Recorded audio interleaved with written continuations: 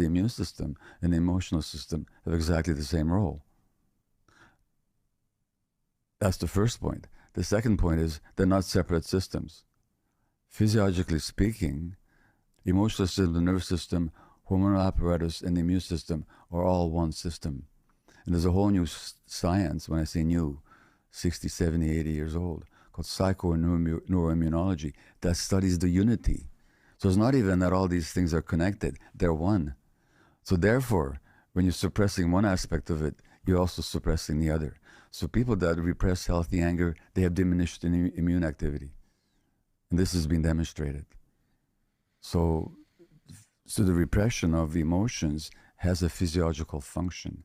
And when you repress your immune system, you're more likely to have that immune system turn against you or to fail you when it comes to malignancy. Yes, suppression of emotion can cause the suppression of the immune system, according to Dr. Gabor. And from what I've seen with my clients, I definitely believe that as well. Are you struggling with an autoimmune or maybe any other disease? Maybe with multiple sclerosis or rheumatoid arthritis or fibromyalgia or whatever it may be. According to Dr. Gabor, chances are that these diseases stem from suppressed emotions, stress, and trauma. Listen to him here.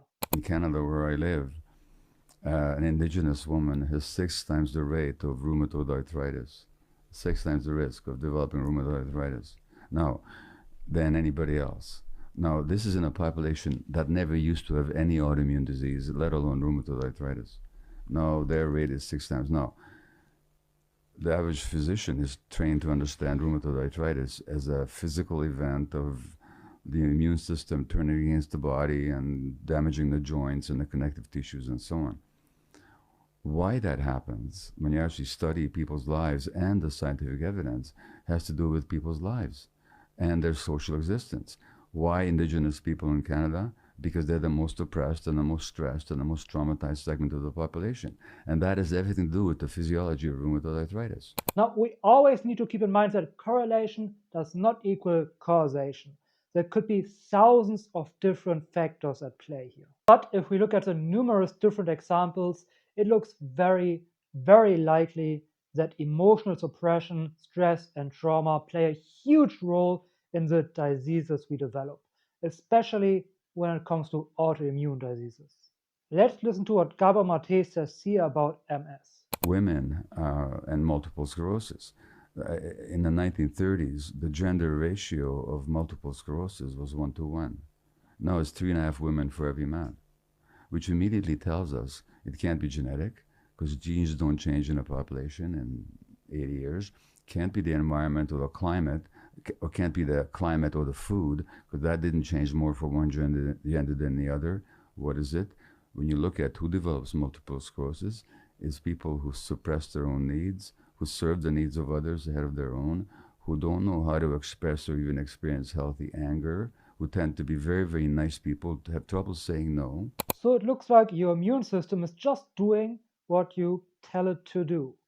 Now, I am here just reporting on what Dr. Gabor says and on what I've seen with my own clients. I don't want to piss off anyone or make definite claims. But when you suppress your emotions, when you constantly cut back on your own needs and focus on others, what are you teaching yourself? What are you teaching your subconscious?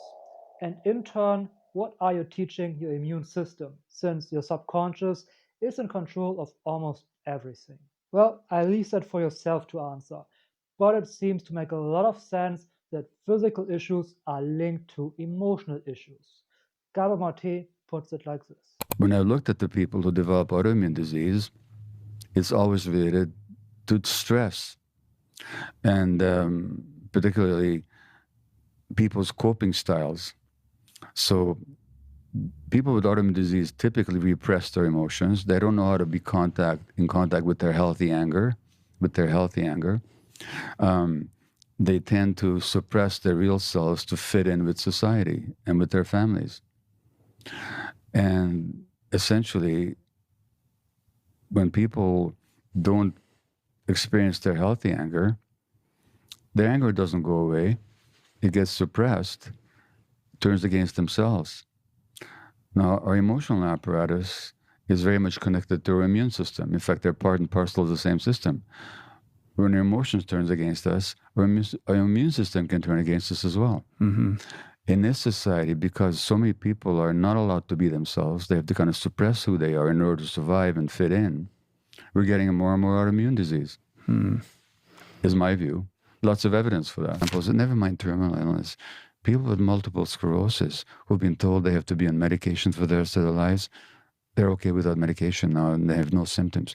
People with rheumatoid arthritis, the same thing. Why? Because they got in touch with their real selves. They stopped suppressing themselves.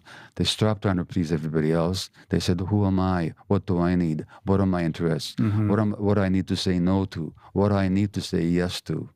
And I'm telling you, a lot of these conditions which are considered to be chronic and incurable, they're not necessarily.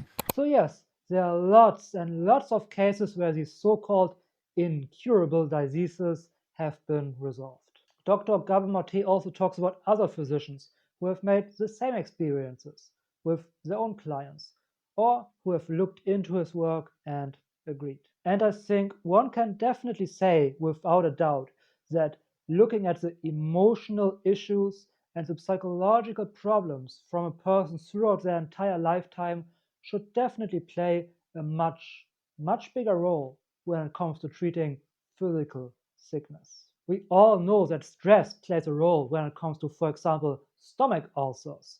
So why wouldn't emotional suppression and trauma play a much bigger role in physical health than we seem to acknowledge? Like I said, I've seen a few things with my clients as well. After resolving their emotional wounds and traumas at the root, for one client, her arthritis got much better. For another client, her acid reflux disappeared. And next to that, multiple clients reported that their migraines, stomach issues, or hair losses finally stopped. But I think these last ones are well-known symptoms of stress, so it's not too dramatic, but still. So there's a chance that if you struggle with an illness, even a so-called incurable one, that if you turn your life around emotionally and resolve your traumatic issues, that you can resolve your illness as well. But don't get too excited now. Let's listen to Dr. Gabor here. A couple of people that I know who have looked at what's called spontaneous remission. Spontaneous remission is supposedly when somebody spontaneously gets better after having been given a terminal diagnosis. And there's a psychiatrist at Harvard, Dr. Jeff Rediger, who, by the way, you might want to talk to sometime. He's written a book called Cured, the science of spontaneous healing. He studied people, just as I have, who got better despite giving terminal diagnosis after the failure of medical treatment, or even if they refused medical treatment. Dr. Kelly Turner, is an oncological psychologist who worked with cancer patients. And she also did a study of people who got spontaneously better. Spontaneously. But when I talk to these people, when Kelly Turner or Jeff Rediger talks to these people, there's nothing spontaneous about their healing. They all did something. And the biggest thing they did is they developed a different relationship to themselves. They became authentically themselves. They stopped pleasing people. They actually consulted what they needed and wanted within themselves. Now, I'm not saying that this is a magic cure-all, but I'm saying that the people that do get better on their own, with or without medical treatment, in the face of terminal diagnosis, they're the ones who took agency over their lives. Yes, it sounds incredible and it seems absolutely possible, but it is not a magic cure. Maybe nothing happens. Maybe you stay sick. But either way, wouldn't you have a much better life if you stopped suppressing your emotions? If you stopped pleasing others? If you resolved your childhood traumas? If you started taking care of your own needs? Of course you would have a better life. So there's really nothing to lose here. And if you aren't sick physically, let this be your wake-up call to finally start working on these issues, to look deeper, to resolve your traumatic wounds at their root, so that you don't get any physical sicknesses later on in life. Or better said, that you probably have a better chance of staying physically healthy later on in life. Again, correlation is not causation, but yeah, it seems very, very likely that this all is connected. And why wouldn't it be? And again, overall, taking care of yourself, resolving your wounds is in any case the best thing you can do for yourself. And as I say, a healthy man has a million wishes.